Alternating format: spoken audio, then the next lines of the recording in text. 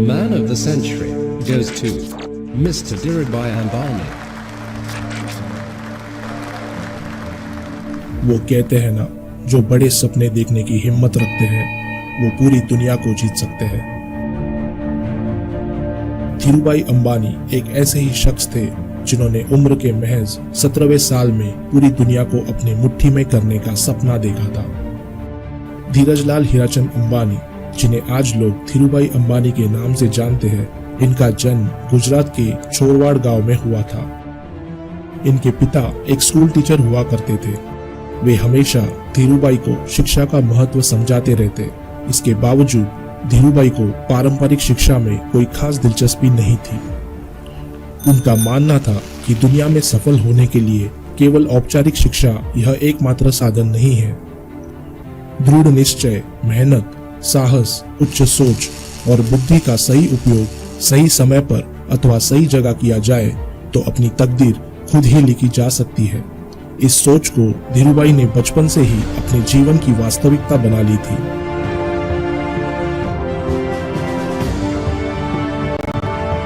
धीरूभाई अंबानी ने महज 10वीं कक्षा तक ही पढ़ाई की, लेकिन उनके इरादे किसी मास्टर्स डिग्री हासिल करने वालों से भी ऊंचे थे। अपनी प्राथमिक शिक्षा पूरी करने पर धीरूभाई नौकरी की तलाश में यमन गए। A.BC नामक कंपनी में एडन शहर में महज 300 रुपया प्रति महीने की सैलरी पर इन्होंने शुरुआत की।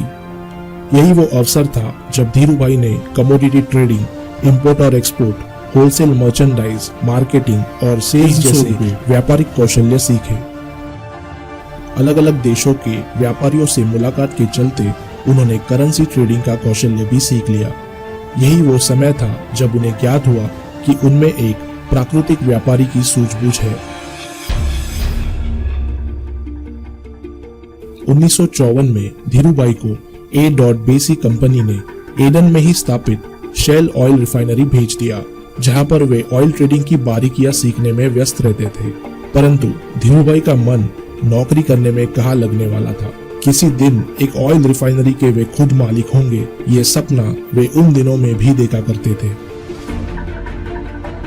उस दशक के आखिरी दिनों में जब बहुतांश भारतीय ब्रिटेन की ओर पलायन कर रहे थे, तब धीरूभाई ने अपने देश भारत वापस आने का संकल्प किया। भारत के बढ़ते औद्योगिक विकास से वे वाकिफ थे। उन दिनों भारत में द्वितीय पंचवर्षीय योजना, जिसे 5 ईयर प्लान कहते हैं, उसे लागू करने का दौर चल रहा था। धीरूभाई के लिए यह सही मौका था जिससे वो भारत में अपने व्यापार की मजबूत नींव रख सकते थे। परंतु वे जान गए कि किसी सार्थक व्यापार की शुरुआत करने के लिए उन्हें एक पूंजी की जरूरत है। वे कई बार एक छोटी फलों की दुकान या कपड़ों का छोटा व्यापार करने की सोचते, मगर उनके भीतर का कट्टर व्यवसायी उन्हें ये करने की इजाजत नहीं देता। उस समय उनके पास सिर्फ 15,000 रुपए थे, जो कि किसी भी उद्योग की शुरुआत करने के लिए बहुत ही छोटी रकम थी, मगर ये रकम काफी थी जिससे धीरूभाई अपने शुरुआती कदम व्यापार के जगत में रख पाते। उनके संपर्क में रहे अरेबियन व्यापारियों की मदद से उन्होंने जल्द ही भारत के मसाले, चीनी और अन्य खाद्य पदार्थों को कम कीमत पर एक्सपोर्ट करना शुरू किया। हालांकि इससे उनको कम फायदा होता था, परंतु वे हमेशा बल्क में सौदा किया करते, जिससे कि उन्हें ज्यादा की मांग आने लगी और यही नींव बनी रिलायंस कमर्शियल कॉरपोरेशन की।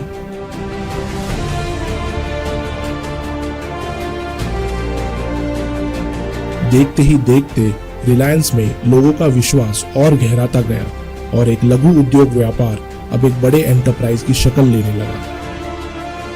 धीरूभाई की प्रतिष्ठा अब एक भरोसेमंद और चतुर व्यापारी की हो चुकी थी, परंतु धीरूभाई का लक्ष्य इससे अधिक बड़ा था। वे जान गए कि इन सामग्रियों का व्यापार करके वे अधिक दूर तक नहीं जा पाएंगे। धीरूभाई ने अब टेक्सटाइल इंडस्ट्रीज में अपना लक्ष्य केंद्रित किया। वे बहुत जल्दी जान गए कि इस व्यापार में भरपूर पैसा है। उन्होंने अपनी पहली टेक्सटाइल मिल अहमदाबाद के पास नरोडा में स्थापित की और यहीं से अपने ब्रांड विमल का प्रक्षेपण किया। इसकी बिक्री के लिए धीरूभाई ने सेल्स कर्मचारियों को इस तरह से ट्रेन किया कि जिससे यह प्रोडक्ट होलसेलर से ना गुजरकर सीधे रिटेलर के हाथ पहुंच जाए। इस कपड़े की क्वालिटी और टिकाऊपन को देखकर रिटेलर्स इसे ओनली विमल इस ब्रांड से मार्केटिंग करके बेचते थे और देखते ही देखते लगभग सारा हिंदुस्तान रिलायंस फैक्ट्री के बने फैब्रिक को इस्तेमाल करने लगा। इसी के साथ रिलायंस इंडस्ट्रीज अभूतपूर्व सफलता के शिखर पर जा पहुंची, जिसकी एक समय सिर्फ कल्पना ही की जा सकती थी। रिलायंस इंडस्ट्रीज अब energy, infrastructure, retail, capital markets, telecommunications, logistics और इंफॉर्मेशन टेक्नोलॉजी में भी प्रवेश कर चुकी थी। सन 1970 में 70 करोड़ के टर्नओवर से अब 2002 में रिलायंस इंडस्ट्रीज 75,000 करोड़ की एंटरप्राइज बन चुकी थी।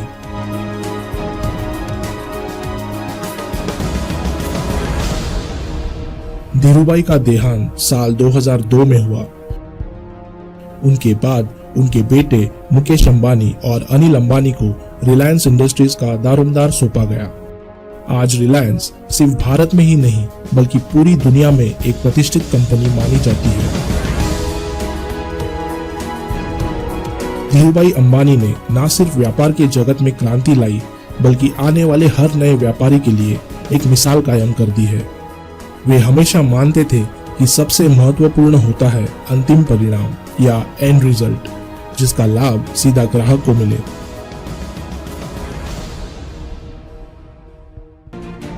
धीरूभाई अंबानी ने एक आम इंसान से खास इंसान बनने तक का सफर यूं ही नहीं तय कर लिया। इस मुकाम को हासिल करने के लिए उन्होंने दिन रात जी तोड़ मेहनत की।